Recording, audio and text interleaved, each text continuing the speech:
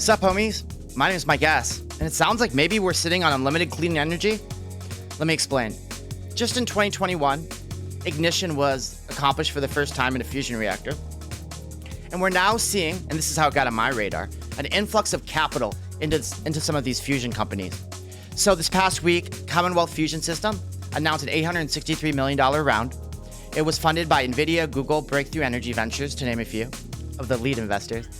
This is coming on the backs of TechCrunch doing an article in June about a number of companies that had raised money, and I'll give you a couple here in a second. But they attribute this influx of capital into the fusion space due to more powerful computer chips, more sophisticated AI, and more powerful high-temperature superconducting magnets. And as somebody who is a software engineer, it seems obvious, or something like obvious, that the way in which AI has expedited the ability to do software engineering, so too would it expedite perhaps research or any one of these other fields. So let's just talk a little bit. I want to talk a little bit about how we got here from a fusion perspective, and maybe at the end I'll talk about some jobs that Commonwealth has announced. If you're like me, you were kind of unsure on the state of fusion. It sounded maybe like something maybe within reach, but not possible. And if this is what you thought, you're not alone.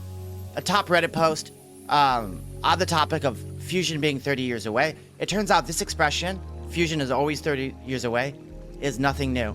And I did a little bit of research to figure out why that's the case. And so I'm going to post all these links in the description for this video.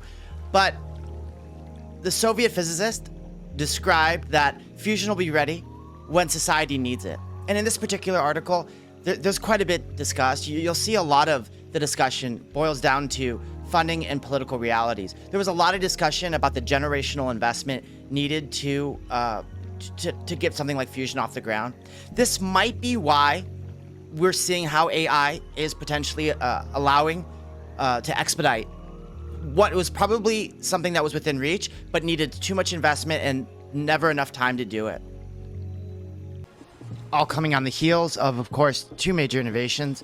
The one you see in front of you occurred in 2022, but quickly in 2021, JET, J-E-T, out of the UK, they recorded a record amount of sustained fusion power output. And then, of course, the 2021, this was here in the USA, National Ignition Facility successfully achieved fusion ignition. It was the first controlled fusion experiment that produced more energy than the laser energy used to drive it. So there was a delta. The delta was positive. They actually had a net increase in energy. So that's kind of the high point. So we had a couple of these milestones, 2021, 2022, and now we're starting to see the funding. So I wanted to take a look at the jobs at one of those companies. We started with them. They're called CommonWealthFusion Systems. This was kind of the news story that kind of got me interested in this topic on the heels of the June story. And you can take a look at what they're hiring for. Again, they've just done $1 billion. So if you're looking for a job, it seems to me that this would be a great place to check out some of the work.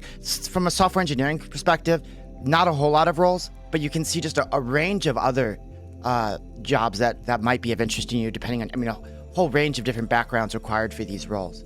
If any of this was interesting to you, I follow the top stories as they relate to software engineering, AI engineering, and companies being funded. With that said, homies, peace.